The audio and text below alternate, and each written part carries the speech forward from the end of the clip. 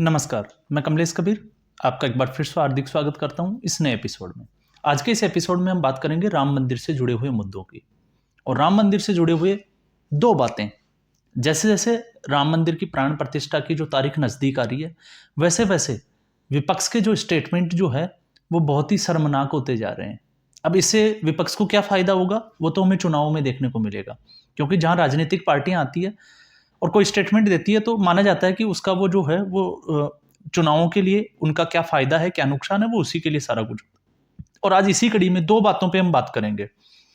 सबसे पहले विपक्ष की मानसिकता। विपक्ष की मानसिकता, आपको पता है विपक्षी गठबंधन हुआ है, उसमें लेफ्ट लिबरल जो पार्टियां हैं वो भी इसमें इंक्लूड है, वामपंथी विचारधारा की। और इसमें डीएमके के अलावा, आपने डीएमके के उदयनिधि स्टालिन का आपने स्टेटमेंट देखा, इसके अलावा आज एनसीपी गुट, एनसीपी जो है वो ऐसे टूट गई है, एक अजित पवार का गुट है, दूसरा शरद पवार।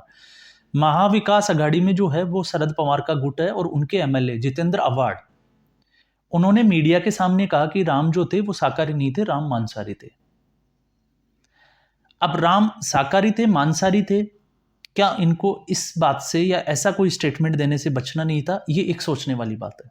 और सबसे बड़ी सोचने वाली बात जो है वो ये है कि शिवसेना जैसी पार्टी के गठबंधन में ये पार्टियां होते हुए और उनके अगर कोई विधायक ऐसा स्टेटमेंट देता है तो ये थोड़ा सा समझ के बाहर है। क्योंकि हिंदुत्व, कट्टर हिंदुत्व के लिए जानी जाती थी शिवसेना पार्टी, बाला साहब जब थे, और आज उद्धव ठाकरे जब है, तो आप इसकी स्थिति का अंदाजा लगा सकते हैं कि उनके साथ में जो बैठने वाले लोग हैं वो राम, हिंदू धर्म, सनातन धर्म के लिए किस तरह की टिप्पणियां कर रहे हैं। हालांकि इसके बाद में उन्होंने माफ़ी भी मांगी, लेकिन बात यहाँ माफ़ी मांगने की नहीं होती। बात यह है कि इन्होंने जो है वो करोड़ों हिंदुओं की, जो राम के आदर्शों पे जो चलते हैं, राम जी को अपना आदर्श मानते हैं, उनको अपना पूर्वज मानते हैं, उनको भगवान मानते हैं, क्या उनकी भावनाओं के साथ ये ठेस पहुंचाना नहीं है? अगर ऐसी टिप्पणी अगर वो किसी और धर्म के किसी व्यक्ति के बारे में या किसी जिसको कहते हैं कि आदर्श के बारे में अगर ऐसा कुछ बोलते, तब क्या होता? ये दो बड़ी जो बातें हैं वो हमें सोचनी चाहिए।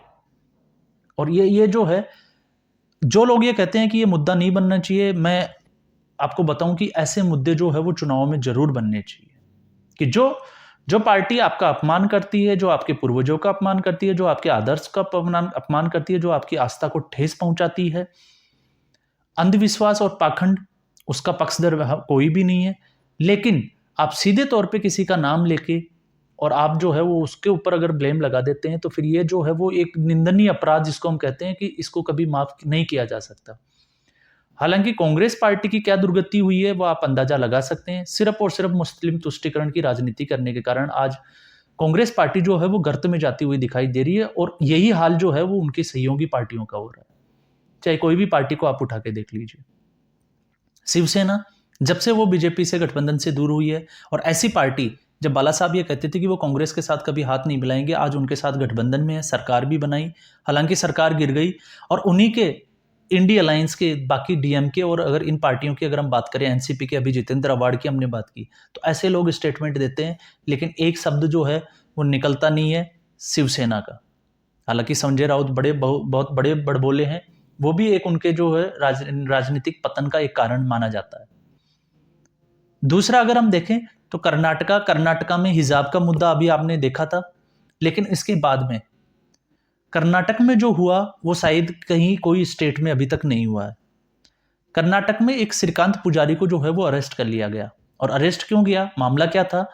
6 दिसंबर 1992 को जब बाबरी का विध्वंस हुआ था अयोध्या में, उसी दिन जो है वो हुगली नदी के किनारे भी एक प्रदर्शन हुआ था।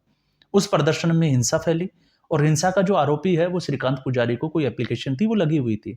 और 31 साल बाद में उस एफआईआर पे, जब नया साल पे राम मंदिर की जो प्राण प्रतिष्ठा है नजदीक आ रही है, तो कर्नाटक की जो सरकार है उसने श्रीकांत पुजारी को अरेस्ट कर लिया, और बाकी के उनके साथ में जो अनामजद जो दूसरे थे, आरोप यह था कि उन्होंने किसी की जो है वो दुकान में आग लगा दी थी। तो अगर ये पार्टी अपने आप को राम विरोधी, क्योंकि इससे पहले भी इन्होंने, आपको पता है यूपीए की सरकार में टीएस बालू, जो मैं ऑलरेडी एक वीडियो बना चुका हूं उनके ऊपर, राम सेतु को जो है तोड़ने के लिए एक हल्फनामा दिया था, और कपिल सिब्बल उनके वकील थे, और कोर्ट में एक आ गया था कि राम जो है वो कोई भगवान नहीं थे, वो एक काल्पनिक पात्र है। इस तरह के स्टेटमेंट जो है वो कांग्रेस पार्टी ऑलरेडी दे चुकी है। और अभी भी राम मंदिर का जब उनको न्योता मिल गया सोनिया गांधी और मल्लिकार्जुन खड़गे को, तब भी उनका जो है इस पे सस्पेंस है कि जाना है या नहीं जाना है, और वो ये फैसला ही नहीं कर पा रहे। क्यों नहीं कर पा रहे? उनको लगता है कि अगर वो जाते हैं तो मुसलमानों के वोट जो है उनके हाथ से निकल जाएंगे, और अगर वो नहीं जाते हैं तो हिंदुओं का वोट बैंक उनके हाथ से निकल जाएगा। ये स्थिति कांग्रेस पार्टी की बनी हुई है। उनको खत्म करने के लिए सारे विपक्षी दल जो है वो एक दूसरे के ऊपर आतुर है। और जो लोग ये कहते हैं कि नहीं, इनको जो है वो नरेंद्र मोदी जो है वो जिसको कहते हैं कि एक विरोध की राजनीति कर रहे हैं विपक्ष को खत्म करने के लिए, ये उन लोगों के लिए भी एक मैसेज है कि इन लोगों को विपक्ष की जरूरत नहीं है। ये लोग जो है वो एक दूसरे को खुद ही खत्म करने पे लगी हुई है। और इसका जीता जागता उदाहरण आपने देखा ही होगा। जब भी इनकी समन्वय समिति हो, चाहे इनकी विपक्षी गठबंधन की बैठक हो, वो तमाम तरह की बातें जो है वो मीडिया में सामने आती रहती है। मनमुटाव चल रहा है, एक दूसरे को जो है वो कोसते हुए नजर आते हैं, एक दूसरे के ऊपर बड़े बड़े आरोप लगाते हैं। लेकिन इस बार जो है इस मुद्दे पे मुझे लगता है कि इन पार्टियों को बचना चाहिए। बचना क्यों चाहिए? क्योंकि हिंदुस्तान में अगर हम देखें, हम भारत में नाम इसीलिए ले रहा हूँ कि हिंदुस्तान जहाँ 100 करोड़ हिंदुओं की आबादी है, और वहाँ पे अगर हम यहाँ पे जो उनकी कर्म भूमि है और वहाँ पे उनके आराध्य के बारे में अगर आप ऐसा कुछ बोलते हो, तो फिर आप खुद अंदाजा लगाइए कि इन पार्टियों को खत्म कौन कर रहा है। ये पार्टियां खुद ही खत्म कर रही है, इनकी आइडियोलॉजी। क्यों? क्योंकि ये मोदी विरोध से राष्ट्र विरोध पे कब चले जाते हैं, और राष्ट्र विरोध से ये सनातन विरोध और हिंदुत्व के उसमें हिंदू विरोध में कब आ जाते हैं, इनको खुद को भी पता नहीं चलता। और देर सबेर ऐसे स्टेटमेंट जो है वो बहुत सारे देखे भी जाते हैं। इससे पहले आपने देखा होगा, और माफी मांगने का तरीका है स्लिप ऑफ टंग। ये बोलते हैं कि जबान जो है वो फिसल गई थी, या इनको हिंदी जो है, साउथ का अगर कोई नेता ऐसा कोई स्पीच देता है, भाषण देता है, स्टेटमेंट देता है, तो फिर उसके बाद में ये लोग जो है वो तुरंत, जिसको कहते हैं माफी मांगना तो दूर, ये सीधा बोलते हैं कि ये जो है वो स्लिप ऑफ टंग था, कि इनकी जबान जो है वो फिसल गई थी, इनकी हिंदी अच्छी नहीं है। और ये इनका जो है वो एक एक्सक्यूज होता है। तो क्या ऐसा एक्सक्यूज जो है वो जनता इनको चुनाव में मानेगी? ये एक बहुत बड़ा सवाल होता है। और ये जो मुद्दे हैं, ये चुनावों से पहले विपक्ष की जितनी भी जो पार्टियां हैं वो ऐसे स्टेटमेंट देके बैठे बैठे जो है वो भारतीय जनता पार्टी को ये सीटें देने का काम कर रही है लोकसभा चुनाव में। और ये सीटें जो है, अंदाजा ये लगाया जा सकता है कि अगर इनका ये जो चाहे हिंदू विरोध कहें, चाहे सनातन विरोध कहें, चाहे भारतीय जनता पार्टी का विरोध कहें, और इस तरह के अगर ये स्टेटमेंट देते हैं, तो मान के चलिए कि भारतीय जनता पार्टी को 400 पार होने से कोई नहीं रोक सकता। तो ऐसी स्थिति में क्या विपक्ष जो है वो चुनाव लड़ने लायक रह जाएगा? ये भी जो है वो एक गंभीर सवाल जो है अब खड़ा हो जाता है। आपने देखा होगा, राहुल गांधी ने भारत जोड़ो यात्रा की, और उनका मकसद था कि हम लोग जो है वो मोहब्बत की दुकान खोल रहे हैं। लेकिन वो एक साउथ में जाते हैं, केरला में, और जब यात्रा शुरू ही होती है उसी वक्त जो है वो एक पादरी से मिलते हैं, और उन्होंने भारत माता के लिए, इस मिट्टी के लिए क्या बोला वो आप सभी लोगों ने देखा।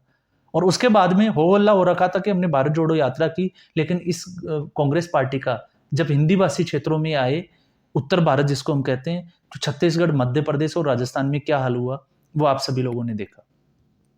और अभी भी ये लोग जो है वो इन चीजों से बाज नहीं आ रहे। तो ये जो है ये एक प्रॉपर, जिसको हम कहते हैं कि प्रोपेगेंडा के तहत एक एजेंडा चलाया जा रहा है, एक टूल किट चलाई जाती है। और उसका हमेशा से जो टारगेट है वो होता है हिंदू धर्म, सनातन धर्म, सेकुलर। ये लोग कहते हैं कि हमारा जो कंट्री है वो सेकुलर कंट्री है, हम पंथ निरपेक्ष या धर्म निरपेक्ष जो है वो देश में आते हैं। लेकिन ये धर्म निरपेक्ष देश हो ही नहीं सकता। क्यों नहीं हो सकता? क्योंकि इसमें हर बार जो है वो टारगेट किया जाता है सिर्फ हिंदू धर्म को। बाकी किसी धर्म के लिए कोई जो है वो शर्तें, कोई चीजें जो है वो लागू नहीं होती। सारी की सारी जो है वो हिंदू धर्म के ऊपर ही होती है। हिंदू धर्म कोई अपने धर्म की, अपने आराध्य की कोई बात करता है, तो फिर ये जो लोग हैं वो अपना रोना शुरू कर देते हैं। और यही हाल है लेफ्ट लिबरल मीडिया का, जो चाइनीज मीडिया है। आपने देखा होगा, रवीश कुमार ने एक वीडियो बनाया था, और वीडियो किस चीज पे था कि अयोध्या में देखिए शराबबंदी जो है वो कर दी गई है, कि जो राम मंदिर का जो ट्रस्ट का जो क्षेत्र आता है वहां पे शराब की दुकानें नहीं खोली जा सकती, तो इससे व्यापार पे क्या असर पड़ेगा। अब आप सोच के देखिए इन लोगों की सोच क्या है। आज भव्य राम मंदिर बन रहा है, 550 साल की लड़ाई, और लड़ाई की बात नहीं कर रहा मैं, ये जो लड़ाई नहीं लड़ी गई थी, ये उन लोगों का बलिदान है, कार सेवकों का, जिन्होंने इस मंदिर के लिए जो है वो अपनी जान दे दी थी। कोठारी ब्रदर्स का आपको पता ही होगा, दोनों भाइयों की इसमें जान चली गई थी। तो आप अंदाजा लगा दीजिए कि इसमें कितने लोगों की भावनाएं जो है वो जुड़ी हुई है। और अगर ये लोग भावनाओं के साथ ऐसा करेंगे, ठेस पहुंचाने की कोशिश करेंगे, तो फिर इनका हासिल जो है वो किसी पार्टी का, भारतीय जनता पार्टी और मोदी को कुछ करने की मुझे नहीं लगता कि बहुत बड़ी जरूरत है। और जब मुद्दों की बात करते हैं, तो मुद्दे ये लोग जो है वो खुद बैठे बैठे देते हैं। आ बैल मुझे मार, या अपने पैरों पे कुल्हाड़ी मारने की जो कहावत है, ये जो है कांग्रेस पार्टी और उनके सहयोगी दल खुद ही इसको जो है वो सही साबित करने पे तुले हुए हैं। तो ये जो है, ये अभी राजनीति का जो है, ये स्वरूप हमें देखने को मिल रहा है। और इतनी गिरी हुई राजनीति, पार्टियां एक दूसरे के ऊपर आरोप लगाएं, चाहे वो प्रधानमंत्री के लिए कुछ बोलते हैं, भारतीय जनता पार्टी कांग्रेस के लिए कुछ बोलती है, यहाँ तक सब चलता है। लेकिन अगर ये किसी के धर्म से संबंधित अगर कोई पार्टी जो है वो टिप्पणी करती है, तो फिर ये जो है वो देश इसको बख्शने के मूड में मुझे तो नहीं लगता कि होगा। तो आने वाले समय में ये चीज़ें हमें देखने को भी मिलेगी। तो आज के एपिसोड में बस इतना ही। फिर हम एक नए एपिसोड के साथ हाजिर होंगे, एक नए मुद्दे के साथ। तब तक के लिए नमस्कार।